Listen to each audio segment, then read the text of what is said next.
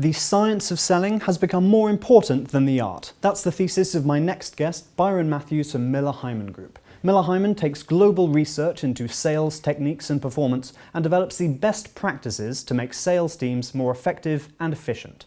Byron, you've identified 4 key trends that are making selling harder for businesses. Yeah, number 1, digital disruption. We understand that, we all feel that, but in the world of selling, the amount of technology and tools and data that buyers have is really causing a lot of problems and issues for sellers. Number 2, urbanization. Specifically in emerging economies, there are 65 million more people every single year living in cities. That might seem great, a bunch of people in the same place, let's sell, but the problem is that brings in new competition, tons of price pressures, and a lot of difficulties in trying to figure out how to break through some of these markets. Number 3, the productivity in the aging workforce. GDP by math is productivity plus labor growth. So if you have lower labor growth, that puts more pressure on productivity, which puts more pressure on selling organizations.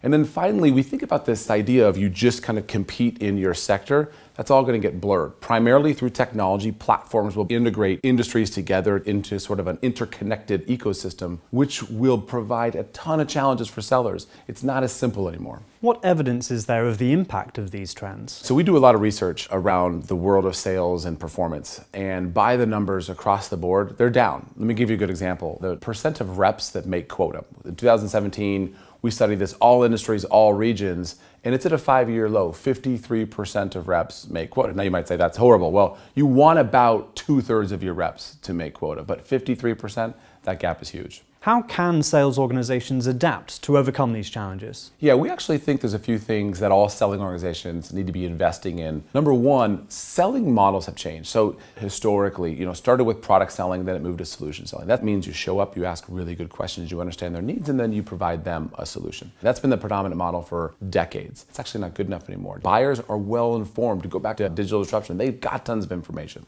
Now you have to change the game. You have to add value in the sales process. You got to provide insights, you got to provide data. That shift in selling model, very difficult to do, but the ones that are doing it are succeeding.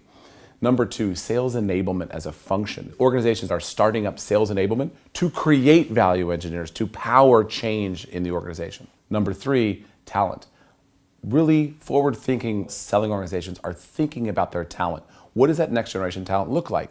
Big difference between EQ and IQ. With more science in selling, the IQ part of a professional's traits becoming more important. And finally, and probably the most important, is process maturity. It used to be the differentiator if you had a methodology, your way of selling, had everyone operating together.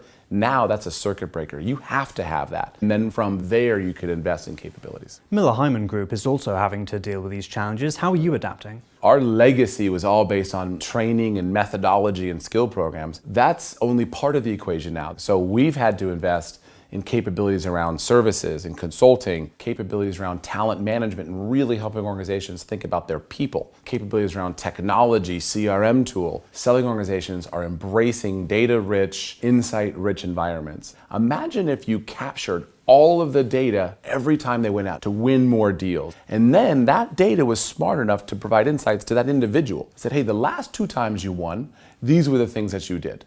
And then it would tell your supervisor, your frontline sales leader, hey, in your forecast, when you're working with Byron, think about this. He wins more when he develops a coach. That type of competitive advantage is necessary going forward, and that's exactly what we're delivering. So in this environment and with these new tools, what is the talent profile of a successful salesperson today? We're absolutely seeing a shift. We actually bought a company from IBM called Talent Analytics, and it came with all this massive amounts of assessment data. And what we're seeing is a shift from, if you just at the highest level think about EQ and IQ, which are both important in a seller, but the predominant trait was more on kind of the EQ, the persuasive traits. We see that shifting more into analytical traits in the IQ part. Doesn't mean the EQ is not important.